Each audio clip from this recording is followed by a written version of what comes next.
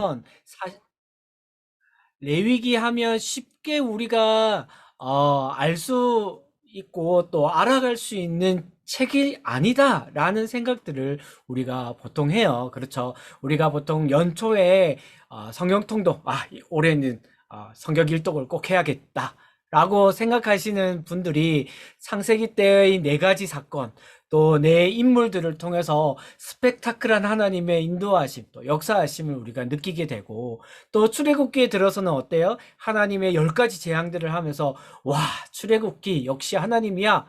홍해 사건 보면서 하나님의 그 권능과 역사들을 우리가 볼 수 있잖아요. 그런데 갑자기 19장부터 시작해서 이게 지치기 시작합니다. 몇 규빗, 몇 규빗, 아니면 동물, 내가 알지도 못하는 그 크기들 이야기하면서 점점 지치기 시작하는데, 레위기에 딱 들어서면서부터, 구약은 여기까지. 역시 통독은 신약부터야 라고 생각하고 그렇게 신약으로 바로 넘어가는 많은 분들을 봤습니다. 그 중에 한 명이 바로 저이기도 하고요. 제가 옛날에 레위기 바라보면 이걸 어떻게 읽어?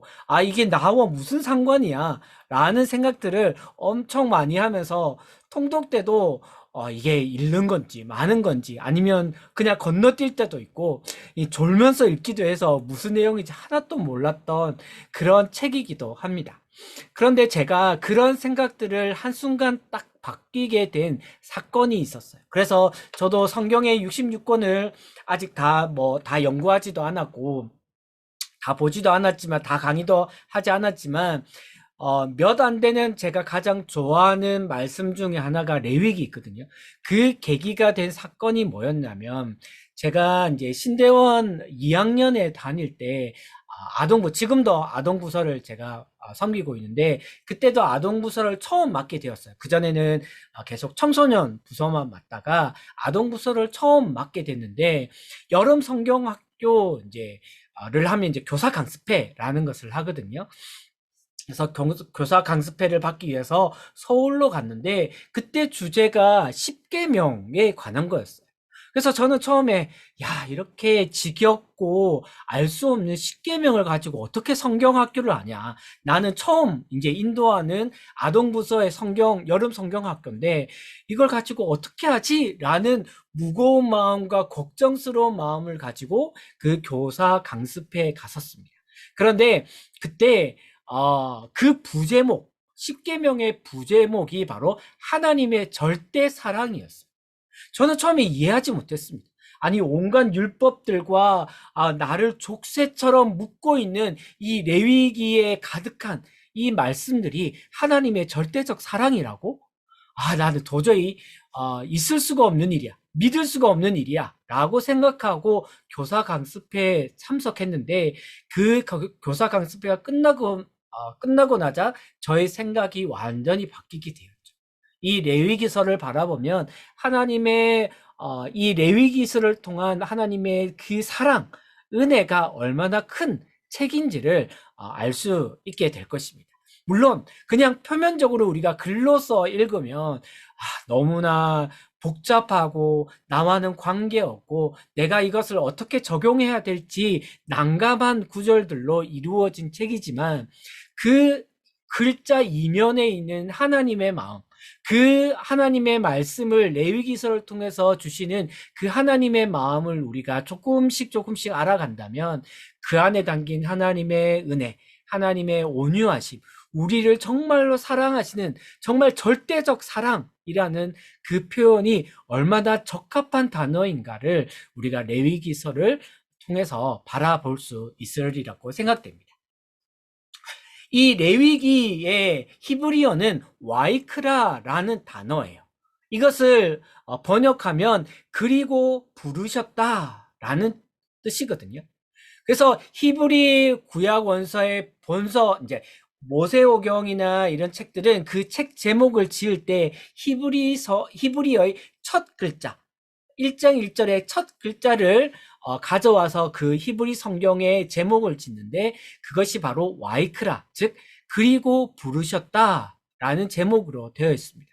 그런데 이것이 70인역으로 번역되면서 이 책의 내용을 가지고 제목을 짓기 시작했어요. 그래서 70인역에는 레위인에 속한 것이라는 뜻으로 류이티콘이라는 제목을 사용했고, 이 레위기의 본문의 내용들이 레위 지파가 전담해야 될 그런 전반적인 제사 내용을 포함하고 있는 것으로 이 제목을 붙였다고 합니다. 그리고 우리 한글 성경도 70인역의 제목을 가지고 왔기에 레위기서 이렇게 이름을 지었다고 합니다. 저는 레위기서를 이제 공부하면서 여러 가지 참고 도서를 이렇게 참고하고 강의를 진행했었습니다. 우리가 모세오경, 우리가 쭉 이제 창세기부터 모세오경을 듣고 계시죠. 그래서 우리가 역사적으로 시간 순으로 보면 창세기, 출애굽기, 민수기 이런 순으로 나열해 볼 수 있습니다. 창세기는 우리가 들었다시피 네 가지 사건, 그리고 네 인물들을 통해서 하나님의 역사하심, 또 창조와 재창조의 역사들, 또 하나님이 언약을 베푸시는 것을 통해서 이끌어 오시는 하나님의 역사하심을 볼 수 있죠. 특별히 이제 아브라함과 이삭과 야곱이라는 이 세 인물을 통해서 하나님이 그때그때마다 하나님의 언약을 베풀고 계시는 것을 볼 수 있습니다. 그리고 출애굽기에 와서 이 언약이 명문화되는데, 출애굽을 통해서 하나님이 이끌어내시고, 시내산에서 하나님이 내가 너희들의 하나님이 될 거야, 너희들은 내 백성이 될 거야 라고 이야기를 하시고, 그리고 하나님이 직접 거하실 성막을 만들도록 하시죠. 그리고 완성되는 이야기가 출애굽기 마지막에 기록되어 있습니다. 그리고 이 성막이 완성되고 그 다음에 민수기, 즉 가나안 정탐, 그리고 정탐에서 바로 들어갔어야 되지만 그들의 하나님을 하나님으로 믿지 못함으로 인하여서 광야 40년 동안을, 정확히 말하면 38년 동안을 이렇게 광야 생활하는 이야기를 시간 순서대로 기록하고 있습니다. 레위기는 출애굽기 마지막에 이제 삽입되는 책으로서 우리가 볼 수 있습니다. 물론 삽입된다는 의미가 조금 오해를 불러올 수는 있겠지만 출애굽기와 레위기가 한 책으로서 묶여지게 됩니다. 조금 이따 다시 설명을 드리겠습니다. 그리고 민수기의 다음에 신명기가 나오죠. 신명기서는 광야의 모든 40년 동안의 시간들을 돌아보면서 모세가 이스라엘 백성들에게 하나님의 율법들을 다시 한번 설교 형식으로 전하는 말씀들로 기록되어져 있습니다. 그래서 너희가 이제 가나안 땅에 들어가거든 이렇게 살아야 된다. 이렇게 하나님의 율법을 너희가 잊지 말고 살아야 된다. 그것을 잊고 살아가면, 불순종하면, 하나님을 믿지 못하면, 우상 숭배하면 하나님이 재앙과 진노를 내릴 거야 라고 말씀하시는 부분들이 바로 신명기에 기록되어져 있습니다. 그래서 이제 출애굽기와 레위기서를 조금 더 자세히 함께 살펴보면 이것이 한 권으로서 우리가 바라볼 수 있을 거라고 생각됩니다. 우리가 제일 처음에 제가 제목에 대해서 말씀드렸죠. 히브리서의 히브리 원어의 제일 첫 단어, 그리고 부르셨다라고 기록되어 있듯이 우리가 어떤 책에서 가장 첫 단어가 그리고라고 적혀져 있으면 어떤 느낌이 드시나요? 어떤 새로운 책의 느낌인가요? 아니면 그 전에 어떤 것에 연결되어진 느낌이신가요? 분명히 그리고라는 단어는 어떤 책이 앞에 기록되어져 있고 연결되는 후서 또는 이권으로서 연결되는 책이라고 우리는 당연히 볼 것입니다. 그래서 출애굽기와 레위기서의 내용으로 봐서도 이렇게 연결되고 한 권의 책임을 우리가 알 수 있는데요. 그 내용을 보면 이렇습니다. 출애굽기는 지난 2주 동안 들으셨을 것입니다. 그래서 18장까지는 계속해서 출애굽에 대한 내용들이 나오고 19장부터 이제 언약의 내용들이 나오죠.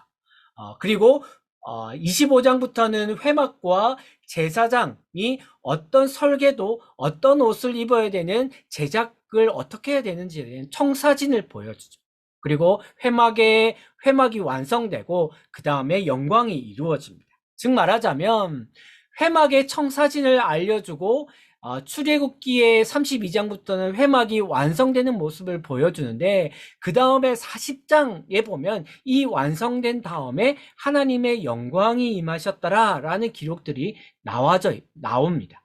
그런데 출애굽기 안에서는 이 제사장의 청사진은 나왔지만 제사장의 뭐 옷이라든지 어떻게 입어야 될 것이라든지에 대한 완성된 모습은 나오지 않아요. 그것이 어디에 나오냐면 레위기서에 나옵니다. 바로 8장과 9장에서 제사장의 완성된 그런 모습들이 나오는 것이죠. 그리고 레위기 1장부터 7장에 보면 제사에 대한 청사진이 나옵니다. 제사를 어떻게 드려야 되고 어떤 의미를 가지고 있고 너희가 이것을 하면 내가 목표하는 게 무엇이고 라는 청사진이 나와 있고 8장과 9장에서 제사가 완성되고 그 다음에 공식처럼 하나님의 영광이 임하셨더라 라는 것을 나옵니다. 이 공식은 사실 공식처럼 하나님의 역사하심, 하나님의 명령과 어떤 계획하심이 이루어진 다음에는 분명히 하나님의 영광이 임하시는 것을 볼 수 있어요.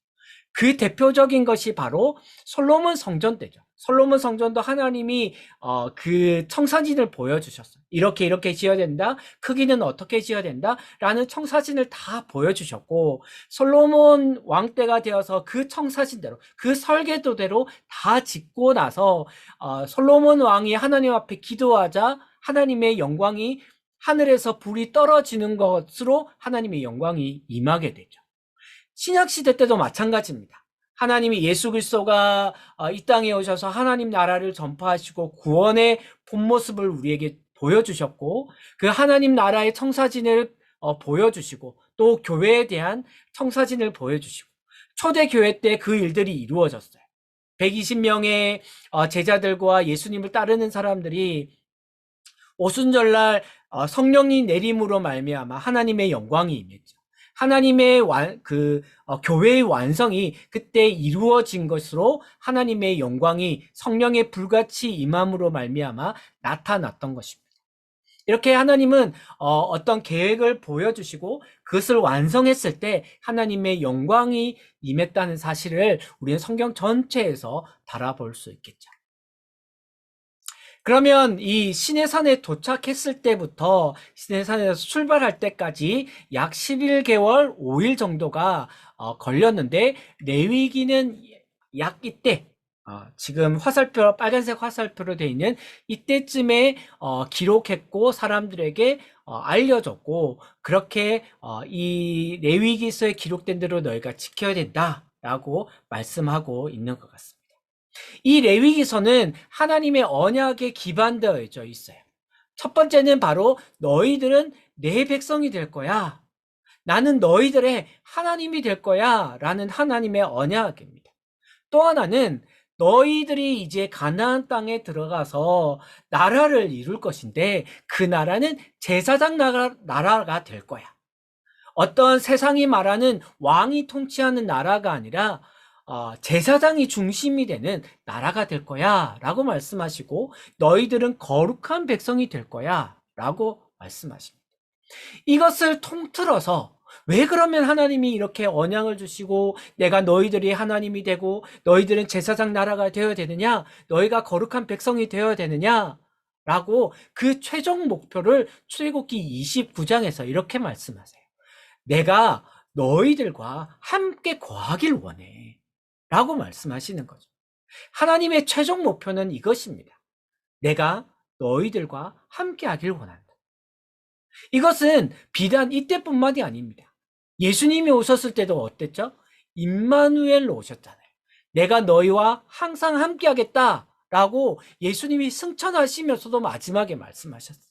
이것은 처음부터 마지막까지 내가 끝까지 너희와 함께 하겠다. 너희와 함께 하기 위해서 내가 하나님 나라를 가는 거다. 내가 출애굽시킨 이유는 내가 너희들과 함께 하기 위해서다. 내가 제사의 제도를 주는 것은 내가 너희들과 함께 하기 위해서다. 라고 계속해서 성경 속에서 이야기하는 것입니다. 그러면 내가 너희와 함께 하기 위해서 내가 명령을 하는 것이 있는데 그것은 바로 너희들이 거룩해야 돼 라고 말씀하시는 겁니다. 너희가 거룩하게 돼야만 내가 너희들과 함께 있을 수 있어. 그 말이겠죠.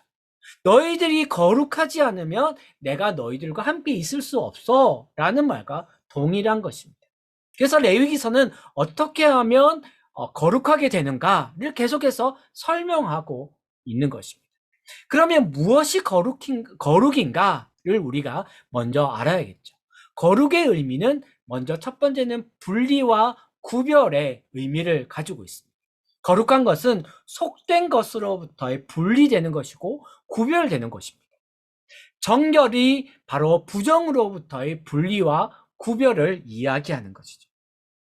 그리고 흠이 있는 것이나 어떤 상처가 있는 것이 아니라 온전하고 완전한 것이 바로 거룩이라는 의미인 것입니다. 그래서 하나님의 거룩하심이 하나님의 백성의 거룩함으로 들어와야 된다는 것이죠. 그래서 내가 거룩하니 너희도 거룩해야 돼. 나는 존재적으로 거룩하니까 너희들도 세상과는 구별되는 분리되는 존재로서 너희가 살아야 된다라고 말씀하고 있어요. 너희가 도덕적으로도 너희가 거룩해야 돼. 물론 도덕적이라는 것이 세상이 말하는 또는 법적으로 이야기하는 도덕과는 다른 것입니다. 그 도덕과는 달리 성경적으로 하나님의 말씀하시는 그 율법, 하나님의 법도 율례, 하나님의 말씀들에 순종하는 삶이 바로 도덕이라고 성경에서는 규정 짓고 있거든요. 그래서 그 하나님의 말씀에 있어서 너희들이 거룩한 존재로서 너희들이 살아야 된다라고 말씀하고 있는 거예요. 그러면 우리가 여기서 또 하나의 질문을 던져야 되겠죠. 그러면 어떻게 거룩해 하게 될 수 있는가라는 것입니다. 우리가 오늘날 사회는 이원론적인 사고방식을 사상과 철학을 우리가 가지고 있어요. 그것은 로마 제국 때부터 시작된 헬라 문화가 이 온 세상에 만연되었기 때문입니다. 여러분 나중에 이제 신약을 배우고 특별히 이제 바울 서신의 어떤 배경을 여러분들이 듣게 될 것인데 그때 헬라 철학 또는 이원론이라는 말을 많이 들으실 거예요. 그것은 이원론이라는 것은 세상을 하늘과 땅 또는 참된 것과 거짓 또는 빛과 어둠 이런 걸로 완전 두 개로 나누는 것을 이야기합니다. 물론 그것이 모든 게 틀렸다, 모든 게 맞다 이 말은 아니에요. 때로는 우리가 선과 악, 죄와 또는 구원 이렇게 분명히 나눌 수 있는 것이기에 그것이 때로는 맞지만 이 유대인의 사상 또는 유대인의 철학에 있어서는 두 개가 아닌 세 개로 나누어지는 것을 특별히 레위기에서 많이 발견할 수 있습니다. 그 세 부분 중에 첫 번째 부분은 바로 정결함이라는 거예요. 정결함이라는 것은 죄가 없고 흠이 없다는 것을 말합니다. 흠이 있고 죄가 있는 것은 바로 부정함이라 표현하고요. 거룩함이라는 것은 하나님만이 가질 수 있는, 인간이 가질 수 없고 하나님만이 가질 수 있는 속성 또는 성품을 거룩함이라고 표현할 수 있어요. 정결함을 위해서 우리는 살아야 되는데 이 정결함은 아주 불완전합니다. 마치 턱이 없는 쟁반에 유리구슬을 올려놓는 것과 같아요. 0.1도만 우리가 기울여져도 어때요? 그 유리구슬은 굴러가서 땅에 떨어집니다. 이 정결함을 유지하는 것은 아주 어렵고 불완전해서 불완전함이라는 것은 바로 우리 인간이라는 존재 자체가 불완전하기 때문이죠. 그것은 당연한 것입니다. 우리가 피조물이고 어떤 원죄 때문이기도 하고 여러 가지 죄를 좋아하는 습성 때문이기도 합니다. 그래서 정결함을 위해서 우리가 늘 정결함을 유지해야 되는데 우리가 죄나 연약함 때문에 우리가 부정함으로 떨어질 수밖에 없다는 것이죠. 물론 이 성경에 보면 무조건 죄 때문에 우리는 보통 부정함으로 간다고 생각해요. 너 이런 죄를 지었으니까, 거짓말을 했으니까, 뭐 남의 것을 탐했으니까, 너 죄를 지었으니까 부정케 되었어 라고 말하지만 사실 레위기서만 잘 읽어봐도 죄가 아니라 연약함 때문에 부정케 되는 일들이 일어날 수 있다는 것입니다. 그 예들은 많아요. 예를 들면 우리가 길을 가다가 갑자기 돌에 걸려서 넘어졌어요. 그런데 우리가 몸을 보호하기 위해서 딱 짚었는데 마침 그 짚은 자리가 무덤이었어요. 그러면 그 무덤을 만진 손은 부정케 되기 때문에 우리가 부정하게 됩니다. 그러면 우리가 제사를 지내야 될까요? 아니요. 성경에서는 그것을 얘기하지 않습니다. 그냥 저녁까지 목욕을 하고 저녁까지 기다리면 정결케 된다라고 얘기합니다. 또 예를 들어서 우리 여성분들은 잘 알겠지만 이제 한 달에 한 번씩 우리가 이제 하혈을 하시잖아요. 그러면 그게 부정케 된다고 얘기합니다. 출산해요. 하나님의 가장 큰 축복 중에 하나인 출산을 하는데 그 출산 자체는 하나님의 큰 복이지만 그 출산으로 인한 피를 쏟아냄으로써 여성들은 남자아이 같은 경우는 33일 동안이나 아니면 여자아이 같은 경우 66일 동안이나 정결케 되는 기간이 필요하다고 성경에는 이야기하고 있어요. 제사를 드려야 무조건 정결케 되는 것이 아니라 하나님이 우리의 시간이 필요하다는 것도 말씀하고 있는 것이에요. 그래서 우리가 자칫 부정케 됐을 때 우리가 정죄하기 쉽습니다. 너 어떤 어려움을 당할 때 너 죄 때문이지. 이런 죄를 저질러서 그렇게 하나님이 벌 주시는 거야 라고 정죄하기 쉬운데 하나님은 그렇게 결코 말씀하시지 않습니다. 그런데 하나님이 우리가 부정케 되는 것을 그냥 가만히 놔두실까요? 아니요. 그 부정케 됨을 어떻게든 정결케 하기 위해서 하나님이 방법을 알려주셨어요. 왜일까요? 그것은 하나님이 처음에 말씀드린 것처럼 내가 너희와 함께 하기 위해서 출애굽을 시키고 구원을 시켰는데 너희가 부정케 되면 내가 너희에게 갈 수 없어 라고 말씀하시는 거예요. 왜요? 하나님의 거룩함이 죄와 만나면 어떻게 되나요? 이 죄를 가진 사람 또는 존재가 죽을 수밖에 없는 거예요. 이것은 하나님의 거룩하심을 버릴 수가 없기 때문에 죄가 죽을 수밖에 없는 것입니다. 인간이 죄된 인간조차도 죽기를 원하시지 않았던 하나님이셨기 때문에 하나님이 인간을 너무나 사랑하셔서 이 부정케 된 인간을 어떻게든 정결케 만들고 살리기 위해서 하나님이 스스로 방법을 알려주신 거예요. 세상 어떤 다른 우상들은 어때요? 인간들이 어떻게든 방법을 찾고 자기 몸에 칼을 대고 자식들을 불에 금원신처럼 불에 올리고 그런 일들을 하지만 하나님은 하나님이 부정케 됨에서 정결케 되는 방법을 이 레위기서를 통해서 알려주시는 것입니다. 그것이 제사 또는 예식들을 통해서 알려주시는 거예요. 우리들을 위해서입니다. 하나님 자신을 위해서가 아니라 죽을 수밖에 없는 우리를 위해서 하나님이 제사와 또 법률들, 율례들, 율법들을 알려주시는 거예요. 그러면 우리가 정결함에서 아무리 우리의 인간적인 노력으로 거룩함에 갈 수 있나요? 아니요. 거룩함에 갈 수는 없어요. 그러면 하나님이 말씀하셨죠. 5번이나 레위기에서 너희 거룩해야 돼, 거룩해야 돼, 거룩할지어다 라고 말씀하시는 것은 우리가 어떻게 해석해야 될까요? 그것은 우리의 정결함 가운데 하나님의 임재가 왔을 때, 오늘날 신약적인 표현으로 인하면 성령의 충만함이 임했을 때 우리가 거룩해질 수 있다는 것을 말하는 것이죠. 그것을 우리는 은혜라고 표현합니다. 하나님의 거룩함이 이 은혜를 통해서 우리에게 임하시는 것, 그것이 우리가 거룩해질 수 있는 유일한 방법이라는 것입니다. 그렇기 위해서는 우리가 정결한 삶을 살아야겠죠. 그래서 레위기서는 어떻게 하면 정결한 삶을 계속적으로 부정함에서 정결함으로 갈 수 있을까? 그리고 정결함을 계속 유지할 수 있을까를 레위기서에서는 이야기하고 있습니다. 이제 전체적인 레위기를 한번 살펴보도록 하겠습니다. 첫 번째와 마지막에는 제사법이 나옵니다. 여러분 제가 나중에 설명드리겠지만 이것은 카이아즘 구조라고 하는 구조로 이 책이 구성되어 있습니다. 우리나라 말로 하면 중괄식이에요. 우리나라 문헌들은 대부분 이제 두괄식 또는 미괄식으로 글을 씁니다. 또는 연설을 하고 강의를 해요.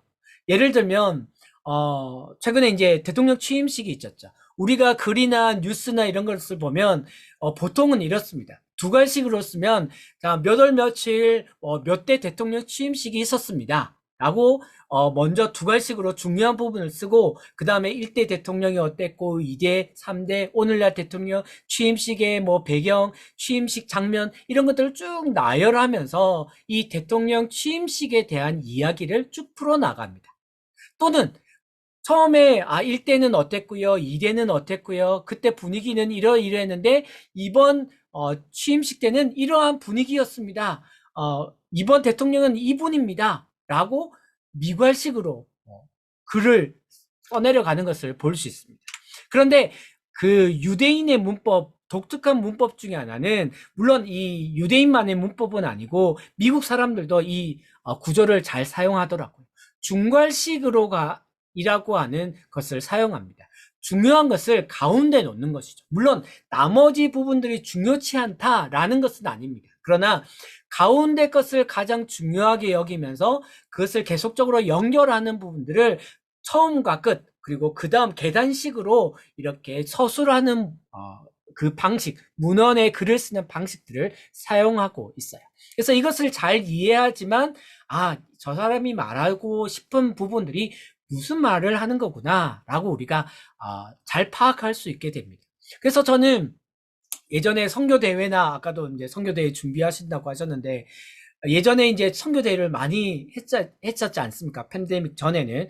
그래서 하루는 엄청 유명한 그 YM에서도 예수전도단에서 유명하고 외국 이제 YM에서도 유명한 강사님이 이제 스피커로 이제 오신다는 거예요. 그래서 막 사람들이 기대하면서 갔습니다.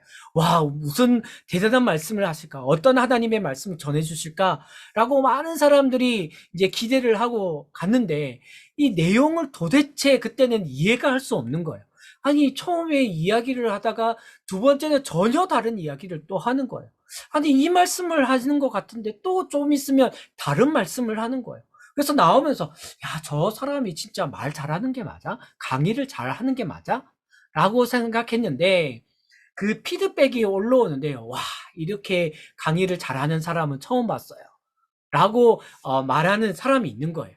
그래서 봤더니 나중에 제가 깨달은 것은 이 사람이 이런 카이아즘, 중괄식 구조를 사용해서 이제 스피치를 한 거예요. 그래서 가장 가운데 부분에 자기가 말하고자 하는 핵심들을 말했는데 저는 그것도 모르고 처음 듣고 이상하다. 아니, 나중에 들었는데 이게 처음에 말한 부분 아니야? 라고 그렇게 잘 몰랐던 것이죠. 어쨌든 이 레위기서도 이 카이아즘 구조, 중괄식 구조를 쓰고 있습니다. 그래서 처음과 마지막에 제사법에 대한 내용들이 나옵니다. 이 제사법에 대한 내용은 1장부터 7장까지는 5가지의 제사, 우리가 잘 헷갈리는 부분이 있잖아요. 소제가 뭐지? 속죄제가 뭐지? 속건제가 뭐지? 라고 하는 제사법에 대해서 나와 있고 마지막 23장부터 끝장까지는 절기와 기념일, 그때 제사를 어떻게 지내야 되는가를 이야기하고 있습니다. 그 다음 부분에 제사장에 대한 부분이 나와요. 제사장의 위임식이 어떻고, 그리고 21장과 22장에서는 제사장이 지켜야 할 어떤 삶의 기준들에 대해서 기록하고 있는 모습을 볼 수 있습니다. 그 다음 중간 부분에는 정결법에 대해서 나와 있어요. 어떤 것이 정한 것인지, 어떤 것이 부정한 것인지, 또 이스라엘 백성들이, 제사장들이 지켜야 될 어떤 도덕법은 하나님의 율법과 어떤 정한 법률을 말씀드렸죠. 정결함을 유지하기 위한 그 법들이 어떤 것이 있는지에 대해서 쭉 이야기하고 있습니다. 가운데 부분이 바로 대속죄일입니다. 이스라엘 백성들이 자기가 지은 죄를 가지고 하나님 앞에 또 성막에 가서 제사를 드리죠. 그렇지만 부지 중에 지은 죄, 자기가 아직도 깨닫지 못한 죄를 용서함 받는 그 한 날이 있는데 그것이 바로 대속죄일인 것입니다. 그래서 대속죄일이 16장과 17장에 걸쳐서 어떻게 지내야 되고 이 대속죄일의 의미가 무엇이고 하는 내용들이 쭉 기록되어져 있습니다. 아마도 제가 생각하기로 16장부터 마지막 장까지는 다음 주에 살펴볼 수 있을 것 같습니다.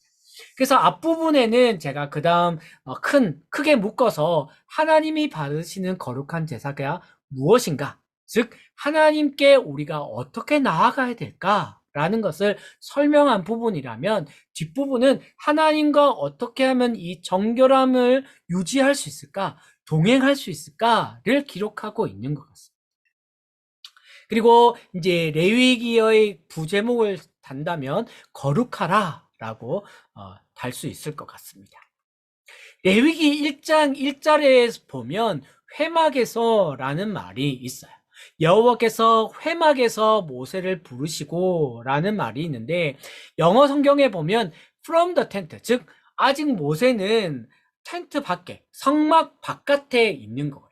그래서 성막 안에 있는 하나님이 모세야, 너희들 백성들에게 이렇게 말씀을 전해. 그리고 제사는 이렇게 드리는 거야. 너희들은 이렇게 살아야 돼. 이런 것들을 지키며 살아야 되는데, 이런 것들은 부정한 것이고, 이런 것들은 정한 것이야. 라고 막 설명해 주는 부분이에요. 근데 이것을 다 지키고 나면 그 다음 책인 민수기 1장 1절에서 한글 성경에는 회막에서라는 똑같은 단어로 기록되어져 있지만, 영어 성경에 보면 in the tent, 성막 안에서 하나님이 말씀하시고 있는 장면을 볼 수 있어요. 레위기 1장에서는 성막 바깥에서 하나님이 임재하고 계시는 성막 바깥에서 하나님의 말씀을 드렸다면, 그 제사로 인한 레위기법을 지킴으로써 인해서 모세를 통한 이스라엘 백성 전체가 이제는 하나님의 임재 안에, 하나님의 영광 안에 들어왔다는 사실들을 이 한 단어에서조차 우리는 알아갈 수 있는 것입니다. 이제 그 중에 이제 1장부터의 말씀들을 우리가 살펴보도록 하겠습니다. 제가 여러 가지 고민을 했어요. 40분 동안에, 또 이제 40분 이제 두 번이잖아요. 이것을 레위기서를 어떻게 설명하면 여러분들이 가장 잘 이해할 수 있을까라고 이런 생각 저런 생각을 다 해봤는데, 저는 이게 잘된 선택인지는 모르겠지만 선택과 집중을 하기로 했습니다. 그래서 여러분 받으신 PDF를 보시면 자세하게 나와 있는 부분도 있고, 전체를 그냥 뭉뚱그려서 한 부분도 있을 거예요. 그래서 제가 시간 되는 한에 있어서 자세하게 설명해 드리고, 나머지 부분들은 여러분들이 그 내용을 토대로 제가 가장 중요하고 여러분들이 이해할 수 있을 만한 부분들을 설명해 드리면, 그 나머지 부분들은 여러분이 충분히 읽어서 이해할 수 있을 부분이라 생각해서 그렇게 넘어가는 부분이니까, 이것은 왜 설명 안 해줘요? 라고 한다면 다음번에 또 레위기서가 더 길게 또 세미나가 열려지기를 기대하면서 그때 또 들으시면 더 좋겠다는 생각이 듭니다. 자, 이제 제사법에 대해서 1장부터 7장까지 말씀하고 있어요. 근데 성경을 잘 모르거나 세상 사람들은 이렇게 말해요. 야, 성경 보니까, 특히 레위기서를 보니까 비슷한 내용들이 두 번 나오더라. 야, 컨트롤 CV 붙여넣기 잘못한 거 아니야? 오류 아니야? 성경에는 오류가 없다며. 근데 똑같은 내용이 두 번이나 적혀져 있던데 그 오류 아니야? 라고 말하는 분들이 있어요. 실제로 보면 1장부터 6장 앞절까지 내용과 6장 8절부터의 내용이 비슷하게 전개되는 것 같아요. 그런데 이것은 성경을 몰라서 하는 소리입니다. 자세히 읽어보면 6장 7절까지는 제사자, 즉 제사를 드리러 온 사람이 평민, 즉 이스라엘 백성들을 대상으로 이스라엘 백성들이 죄가 지었을 때 제사를 어떻게 드리느냐를 설명하고 있는 부분이고요. 6장 8절부터 7장까지는 제사장이 죄를 지었을 때 어떻게 제사를 드리냐라는 부분으로 나뉘어져 있습니다. 그래서 여러분이 읽으실 때 똑같은 내용이네 라고 생각하시는 게 아니라 제사를 드리는 주체가 누구냐를 먼저 생각해 보시고 읽으시면 참 좋겠다, 더 이해함이 많으시겠다라고 생각이 듭니다. 우리가 제사라고 하면 참 헷갈리는 부분, 또 어려움을 느끼는 부분이 우리가 잘 이해하지 못하고, 우리가 이제 우리 실생활에 적용도 잘 못하겠고, 우리가 와닿지 않는 부분들이 있어요. 왜냐하면 번제나 소제나 이런 것들을 우리가 지금 드리지 않잖아요. 우리가 동물을 가지고 제사를 드리지 않기 때문에, 또 우리가 소나 양이나 염소를 키우시는 분은 없으시죠. 농사를 하시는 분도 아마 없으실 거라고 생각되는데, 이런 것들을 우리가 드리지 않다 보니까 이 제사가 나한테는 참 와닿지 않는데 나와는 상관없는 것 같은데? 그래서, 정이 안 가는데? 내가 이것을 어떻게 읽으면 좋을까? 라고 생각하고 이것을 멀리하는 경향들이 있는 것 같아요. 저가 그랬습니다. 좀, 이것을 어떻게 적용하면 좋을까? 나의 삶 가운데, 지금의 나의 삶 가운데 어떻게 적용하면 좋을까? 내가 소를 키우지도 않는데? 라고 생각하기 때문에 레위기가 나에게 와닿지 않는 거예요. 그런데 이 부분은 이제 이지훈 강사님이 이렇게 설명하는 강의를 들으면서, 이렇게 설명하면 되겠다라는 힌트를 얻었습니다. 이지훈 강사님이 이 부분을 설명하시면서 뭐라 했냐면, 소나 양이나 염소나 지금 일상생활에 우리가, 보기는 쉽지만, 우리가 어렸을 때는 봤지만, 지금 키우거나 하지는 않잖아요. 근데 당시에 이스라엘 백성들은 누구나가 소를 키우고 양이나 염소를 키웠다는 거예요. 오늘날은 무엇이 우리와 참, 잘 만날 수 있을까라고 생각하면 이지훈 강사님은 통닭을 얘기하시더라고요. 그래서 이렇게 강의를 하시는 겁니다. 하나님이 이스라엘 백성들에게, 특히 이제 모세를 통해서 이스라엘 백성들에게 말하는 거예요.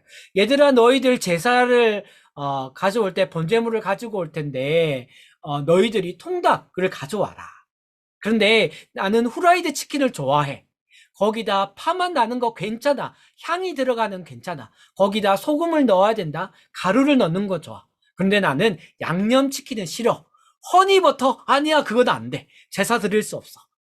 라고 우리에게 지금 말씀한다면 우리가 좀 쉽게 다가올 수 있겠죠. 하나님이 허니버터 치킨을 싫어하시는구나. 양념은 하나님이 싫어하시는구나. 나는 양념 좋아하는데 하나님은 싫어하시는구나. 라고 생각할 수 있겠죠. 당시에 있어서 우리는 이해할 수 없지만 당시에서는 소나 양이나 이런 것들은 아주 익숙한, 그리고 번제물로 드리기에 적합한 동물이다 라는 것을 우리는 먼저 이해를 하고 들어갔으면 좋겠습니다.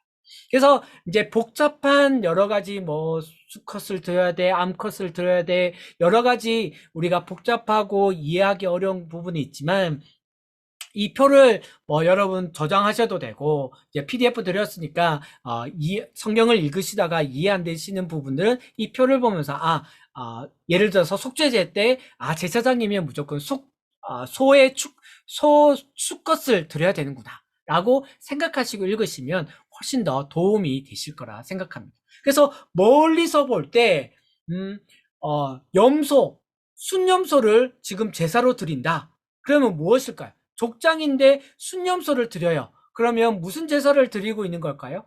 속죄제를 드리고 있는 거죠. 멀리서 봐도 저 사람이 지금 무엇 때문에 제사를 드리고 있는구나 라는 것을 알 수 있는 거예요. 그래서 다시 말씀드리면 1장부터 6장까지 6장 7절까지 6장 8절부터 7장까지는 다른 제사자가 제사 드리는 순서, 또 제사를 드리는 것으로 설명하고 있다라고 기억하시면 되겠고, 우리가 오늘 좀 더 자세하게 이 시간 자세하게 살펴볼 내용은 바로 1장 부분입니다. 제사자가 바로 평민인 부분에 대해서 살펴보도록 하겠습니다. 레위기 1장 2절부터 9절까지 소의 번제가 먼저 가장 등장합니다. 특별히 제가 중요하게 여기는 단어들을 이렇게 표시해 봤어요. 그런데 여러분, 이 과정 중에서 도축과 제사와의 차이가 나타납니다. 도축이 뭡니까? 동물을 그냥 죽이는 거죠. 먹기 위해서든 뭘 하기 위해서는 동물을 그냥 죽이는 것과 제사를 드리는 것과 차이점이 나타나는 두 가지가 있습니다. 제가 찾은 것은 뭐냐면, 우리 사람의 입장에서 첫 번째는 안수입니다. 안수. 도축하면서 안수하지 않잖아요. 그리고 하나님 입장에서의 향기로운 냄새입니다. 하나님 입장에선 그렇다 치고 이 안수라고 하는 단어를 우리가 좀 살펴볼 필요가 있습니다. 우리가 안수라고 하면 오늘날 우리가 목사님들이 이제 어떤 성도님이나 어떤 사람의 머리에 또는 어깨에 손을 얹고 기도하는 것을 우리가 안수라고 표현하죠. 축복 기도를 하든 어떤 목회자로 어떤 직분을 세우든 세례를 주든 이렇게 안수한다라고 표현되어 있는데, 원래 이 안수라는 단어의 뜻은 사마크라는 단어로서 의지한다, 기대다라는 뜻을 가지고 있어요. 즉 말하자면 이 재물, 소나 이 1장 2절부터는 이제 소의 번제니까 소 머리에 안수를 하는 것이라면 소 머리에 두 손을 얹고 기대어 서는 것입니다. 즉 말하자면 안수라는 것은 소가 만약에 없다고 치고 안수하면 이 안수하는 사람은 넘어질 수밖에 없는 상황인 거예요. 즉 말하자면 이 안수라는 것은 자기 그 재물이 없으면 죄의 용서를 받을 수 없는 것이라는 것을 안수라는 단어로 표현하고 있는 것입니다. 그래서 안수할 때 이 유대인의 문헌들에 보면 3번 내가 너에게 죄를 전가한다, 나의 죄를 너에게 전한다 라는 말을 하도록 되어 있다고 해요. 그래서 이 안수가 중요한 의미는 이 안수를 할 때에 자기 죄를 가지고 온 제사자의 죄가 이 동물에게, 제물에게 넘겨지고 흠 없는 제물의 그 흠 없음이 제사자에게 돌아오는 거예요. 이것이 안수의 원래의 의미라는 것입니다. 그래서 가축 중에서 정해야 되고 흠 없음이 여기에서 중요한 것입니다.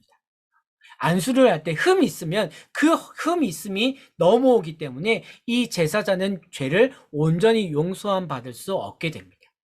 이것을 순서대로 살펴보면 이렇습니다. 가축 중에서 흠 없는 것을 골라야 돼요.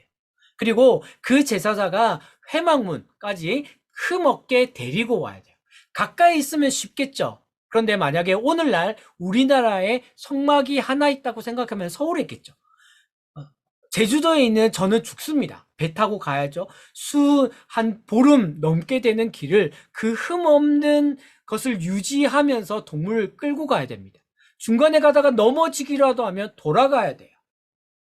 그래서 어찌어찌해서 힘들게 흠 없게 번제물을 데리고 회막까지 갑니다. 그러면 제사장이 모든 제사를 대신해 주나요? 아니요. 주어를 잘 살펴보면 번제물에 안수하는 사람은 제사장입니다. 오늘날은 목사님들이 앞에서 대표 기도로서 우리의 모든 죄를 사하노라 또는 죄를 사하기를 원합니다 라는 대표 기도의 형식으로 고백을 하고 대표격으로 기도를 하는 것으로 우리가 야, 목사님들이 다 하는 거지, 제사장이 다 하는 거지 라고 잘못 생각할 수 있지만 하나님의 법에는 그렇지 않아요.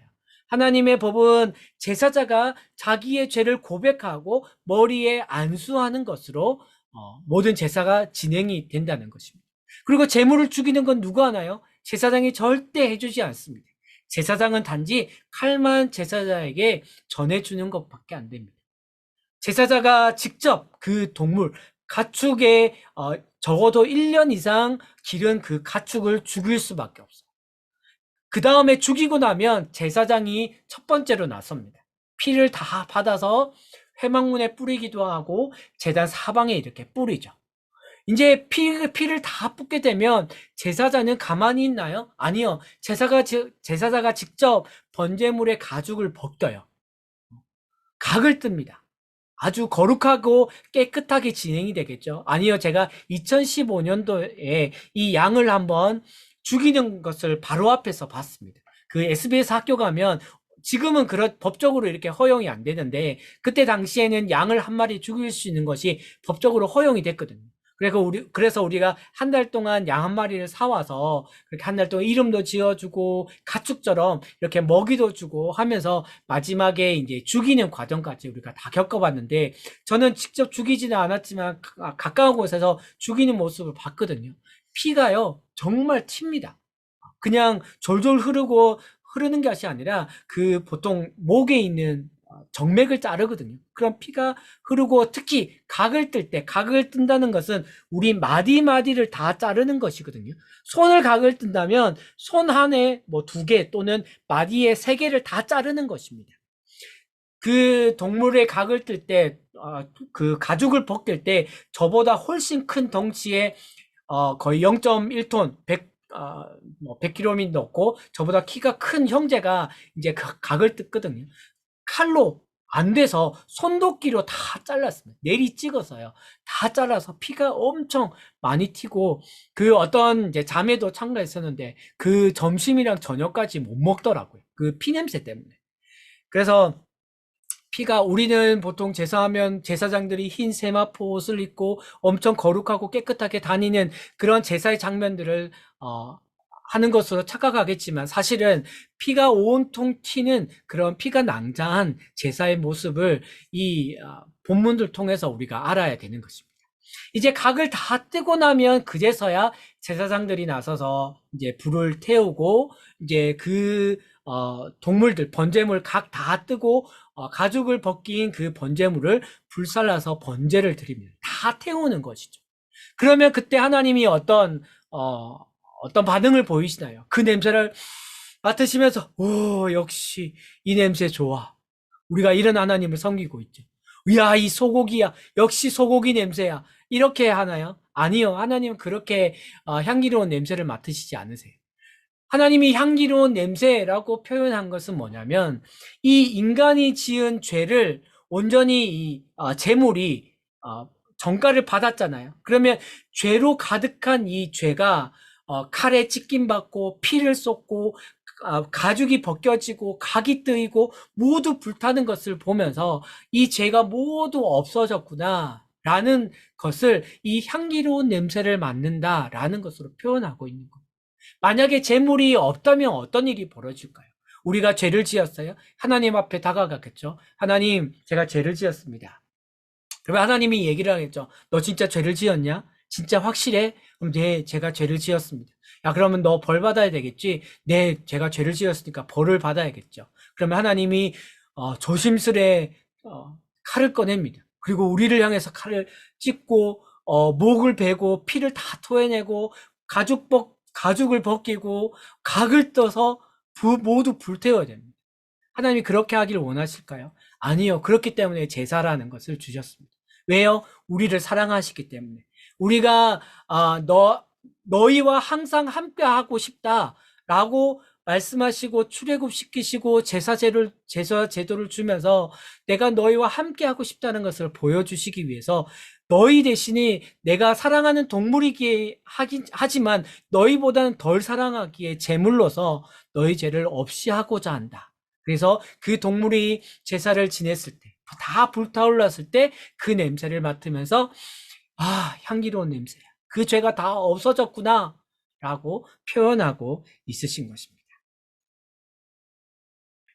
그래서 번제의 특징을 보면 온전한 헌신, 온전한 순종을 이야기하고 있죠. 그래서 번제의 내용이 나오고 소제는 나중에 이제 자세한 내용들은 제가 나눠드린 PDF 보시면 나중에 쭉 설명되어 있습니다. 소제는 첫 열매를 하나님 앞에 드리는 겁니다. 그래서 씨를 뿌리고 심고 자라고 열매를 거두기까지 그 과정들을 보면서 이 성화된 의미, 하나님 앞에서 자라가는 의미를 제사로서 표현하는 것이 바로 소제의 의미를 가지고 표현하고 있습니다. 그리고 화목제는 감사하는 일이 있을 때 또는 서원한 것이 이루어졌을 때 또는 자원하는 마음이 있을 때 화목제를 드려요. 중요한 것은 비둘기를 드릴 수 없게 되어 있어요. 왜냐하면 화목제는 제사를 딱 드렸을 때 어떤 기름이나 내장이나 콩팥 이런 것들은 다 태웁니다. 그리고 가슴과 오른쪽 뒷다리는 제사장에게 드립니다. 그리고 나머지 모든 고기는 다 먹어야 되거든요. 그런데 만약에 소를 먹었다고, 이제 소를 제사를 화목제물로 드렸다고 생각해 봅시다. 그러면 몇 사람이 먹어야 될까요? 이틀 만에 먹어야 돼요. 그러면 이틀 만에 다 먹지 못하면 이 화목제물은 취소가 됩니다. 그래서 이 화목제물 제사를 드리는 사람은 온 동네 사람을 다 불러 모을 수밖에 없어요. 그래서 다 같이 내가 이런 일로 인해서 감사하고 있어. 내가 이런 일을 서원했는데 하나님이 이루어 주셨어. 라는 것을 이야기하고 간증하는 것이 바로 화목제입니다. 그런데 비둘기 제사를 드렸어요. 자기 혼자만 먹으면 끝나겠죠. 이것은 화목제의 의미가 퇴색되기 때문에 하나님이 비둘기로는 화목제물 드리지 마라 라고 말씀하는 겁니다. 속죄제 말 그대로 죄를 속하는 것이죠. 그런데 중요한 것은 곡식을 드릴 수 있다는 거예요. 이 말은 무엇입니까? 어떤 가난한 사람이라도 이 속죄제는 꼭 드려야 된다. 이 제사에 있어서는 돈 많은 사람이냐, 직분이 높은 사람이냐, 지위가 높은 사람이냐 상관없어. 죄는 모든 사람이 짓고 그 죄는 모든 사람이 속죄받아야 되기 때문에 어떤 가난한 사람도 곡식으로만큼은 너희들이 드려야 돼 라는 것을 제사를 통해서, 제물을 통해서 알려주고 있는 것입니다. 속건제는 제사장만이 먹을 수 있는 음식을 먹었을 때나 11조를 내야 되는데 내지 않았을 경우, 또는 이웃에게 물질적으로 손해를 입혔을 경우 등등에 드리게 됩니다. 이 부분들은 다 이제 나중에 살펴보면 될 거고요. 그래서 번제나 소제나 화목제물은 하나님 앞에 감사나 순종이나 교제 등의 자발적으로 드리는 제사인 반면에 속죄제나 속건제는 의무적으로 모든 사람이 죄를 깨달았을 때 너희가 드려야 된다. 그래야 너희들이 죄 사함을 받을 수 있고 너희가 정결케 될 수 있고 하나님의 거룩함이 임했을 때 너희가 죽지 않을 수 있다라는 것을 말하는 것입니다. 그래서 속죄제의 특징들 또 그 의미들에 대해서 여러분 PDF 보시면 쭉 설명을 알 수 있을 거라 생각됩니다. 그래서 이제 그 6장 7절까지는 평민들의 관점에서 제사를 어떻게 드려야 되는가. 이제 6장 8절부터는 제사장의 관점에서 보는 5대 제사법이 무엇인가에 대해서 설명하고 있는 부분이 기록되어져 있어요. 그리고 8장부터 10장까지는 이제 제사장 위임식, 그 전에 제사장의 청사진이 나왔잖아요. 이제 본격적으로 제사장이 세워지는 위임식과 공식 행사, 공식 제사가 첫 번째 제사가 8장과 9장에 나옵니다. 그래서 처음에 살펴봤듯이 하나님이 그것을 축복하는 의미로 하나님의 영광이 나타납니다. 이것이 계속되면 좋겠지만 10장에 있어서 하나님의 잘못된 불, 하나님이 정하시지 않은 불을 사용함으로써 나답과 아비후가 죽게 되는 일이 10장에 기록되어져 있죠. 정결한 삶을 쭉 살아야 되는데 그렇지 않다는 거예요. 제사장뿐만 아니라 이스라엘 백성들도 그 정결한 삶을 어떻게 하면 유지할까에 대해서 정결법에 대해서 11장에서 15장까지 나와 있습니다. 11장에는 어떤 음식이 정결한 거고 어떤 음식이 부정한 음식인 것인가에 대해서 설명하고 있어요. 여러 가지 신학자들이나 학자들이 기준을 세워보려고 했지만 명확한 기준은 없습니다. 그냥 이것은 하나님이 정하신 거야. 이것은 부정한 거야. 그리고 12장에서는 출산, 악성 피부, 15장에서는 몸에서 나오는 어떤 분비물에 대해서 설명하면서 이스라엘 백성들이 어떻게 하면 하나님 앞에서 정결케 될까? 정결한 삶을 어떻게 하면 가질 수 있을까? 어떻게 하면 하나님께 나아갈 수 있을까에 대한 부분들이 1장부터 15장까지 쭉 적혀 있는 것을 우리는 볼 수 있습니다. 너무 바쁘게 제가 달려왔지만 제사법을 한번 살펴보시고 제사장과 정결법에 대해서 우리가 다시 한번 살펴보시면 하나님이 얼마나 우리를 향해서 우리가 정결케 되기 위해서 하나님이 마음 쓰고 계시는가. 우리가 하나님이 우리와 얼마나 함께하고 계시면 이렇게 자세하게 하나하나를 우리들에게 알려주고 계신가라는 그 사랑의 마음을 우리가 알 수 있을 것이라 생각됩니다. 이제 대속죄일부터는 다음 주에 자세히 살펴보도록 하겠습니다. 오늘도 수고하셨습니다. 네, 감사합니다. 예, 사실, 지금 벌써 9시가 됐는데, 네, 사실 내용들이 참 많아요. 수박 고달기식으로 하기도 좀 그렇고요. 또 짧은 시간이라서, 다 하기도 참 어렵고, 그래도 지금 우리 15장까지, 우리 간사님이 해주셔서 너무 감사합니다. 예, 여러분 잘 들으셨죠? 네, 너무 감사합니다. 오늘 조금 시간이 되면 여러분 질문이나 이런 것 좀 받으려고 했는데, 질문은 다음 주에 좀 받는 걸로 좀 하겠습니다. 그래서 혹시 레위기 읽으면서 여러분들이 그 질문들이나 이런 것이 있으면 우리 카톡방에 질문을 올려주시면 우리 강사님에게 전달해서 저희가 좀 질문을 네, 하도록 하겠습니다. 네, 저는 오늘 강의를 들으면서 그런 생각이 들었어요. 이 속죄제를 하려면 부자라야 죄를 지을 수 있겠구나. 이게 가난하면 죄도 못 짓겠구나 이런 생각을 했어요. 그 속죄제를 드리려면 뭐 양도 계속 잡아야 되잖아요. 예, 죄 지으면. 그래서 그런 생각을 그냥 네, 해봤습니다. 예, 여러분 모두 수고하셨고, 우리 다음 주에 우리 같이 좀 더 이어서 좀 하기로 하고요. 예, 우리 이동철 간사님 예, 가셔도 되겠습니다. 예, 다음 주에 또 뵙겠습니다. 예, 감사합니다. 네, 그럼 저희들은 잠깐 그래도 한 5분이라도 네, 우리 삶을 좀 몇 분이라도 좀 나누고 가면 좋겠다 하는 마음이 있어서요. 예. 오늘 강의 들으면서 내지는 또 여러분 삶을 살면서 어떻게 요즘 적용하고 말씀을 읽으면서 살고 있는지 한 두 분 정도만 오늘 좀 이야기를 하고 네, 마무리하도록 하겠습니다. 예. 누가 좀 나누시겠어요?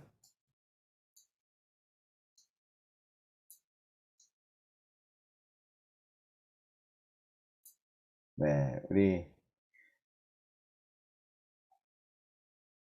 다 예. 제가 시킬까? 예. 우리 이창구 형제님, 네, 어떻게 지내셨는지 오늘 강의 또 들으면서 네, 어떠셨는지 글쎄요, 여러분들의 저는, 삶에 예. 어, 아까 그 쭉 강의 내용 중에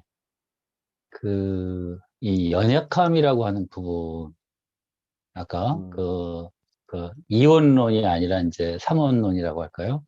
말씀을 네. 하시면서, 정결함, 마음에서, 부정함, 그러나 또, 거룩함으로 하는 이 과정에, 예, 제 삶도 한 주간의 삶을 보고, 역시 지금 저 같은 경우는 이제 온라인으로 하는 EDS의 마지막 부분에 이렇게 그 단계에 와 있는데, 그렇군요. 예, 근데, 오히려 이제 처음에 시작했을 때보다, 하나하나 이제 깨달아 가면서, 기뻤던 순간보다 이제 끝나갈 때가 되니까 마음이 좀 더 무거워지는. 그래요? 예, 네. 그러니까, 이제 삶으로 돌아가는 상황이잖아요. 예, 이제 거기 캐나다에 계신 분들은 이제 이제 도시 선교를 하시는 시간이고, 저는 그냥 한국에 있기 때문에 이렇게 개인적 그 상황들을 돌아보면서 이 마지막 한 달을 마무리하고, 그동안에 제가 깨달은 것을 삶에 어떻게 적용해 나갈까라고 하는 부분으로 이제 삶으로 다시 돌아가고 있는데, 그렇게 희고 검기보다는, 회색빛, 아까, 제 삶의 그 하루 24시간만 돌아보더라도, 초기에 그 막 배워나갈 때 그런 그 마음이나 삶의 자세보다도 어떻게 보면 더 좀 흐트러지고, 현실의 문제를 더 고민하고 있고, 이제 그런 저 자신을 또 발견해요. 그래서, 사실은 이제 그 시간이 있으면, 이제 지난번에도 말씀 언뜻 드렸지만, 구약이 저에게 굉장히 어려운 그런, 그 성경 부분인데, 예, 음, 그런, 이런 것들이, 이러한 배움과 깨달음이 내 삶을 어떻게 정화시켜 갈 수 있을지 하는 부분에 대해서, 좀 과제를 안고 있다 그럴까요? 이제 방향을 이제 좀 많이 깨닫기는 했는데, 많은 걸 깨달았죠. 알게 됐고. 근데 실제 삶을 헤쳐나가는 부분은 또 현실이라는 부분이 있고, 저의 연약함이 있고 하는 부분들 때문에 또 쉽지 않은 과제 앞에 또 서 있습니다. 예. 그렇게 음, 말씀드릴 수 있겠네요. 이상입니다. 네, 예, 나눠주셔서 감사합니다.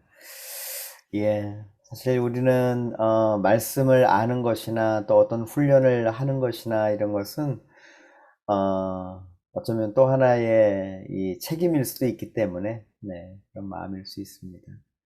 그래도 하나님 우리 가운데 계시기 때문에 성령으로 능히 그 일들을 주신 말씀들을 행할 수 있도록 하나님이 하실 거라고 믿습니다. 감사합니다. 네, 네, 고맙습니다. 우리 문정자매님 어떠셨어요?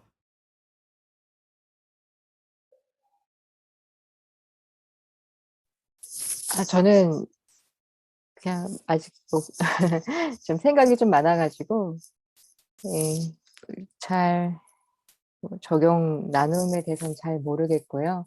아까 얘기하신 것처럼, 아, 옛날에 죄를 지었으면 참 가진 게 하나도 없겠다. 빈털터리가 되겠다. 이런 생각이 나만 좀, 아는 게 없어요. 예, 나만 하는 게 벌어서 제사 드리고 벌어서 제사 드리고 이러다가 평생을 가겠다 이런 생각이 문득 들었고요. 그냥 제가 기도 부탁 하나 하고 싶은 게 딱 하나 있는데요. 이제 계속 네, 고민이 돼가지고 저희 학생 중에서 편입한 학생이 있는데 이제 33살이에요. 편입을 했는데 근데 이제 전도사님이거든요. 교회에서. 그러다가 이제 오늘 전주, 이제 여긴 포항이고 전주에서 교회 사역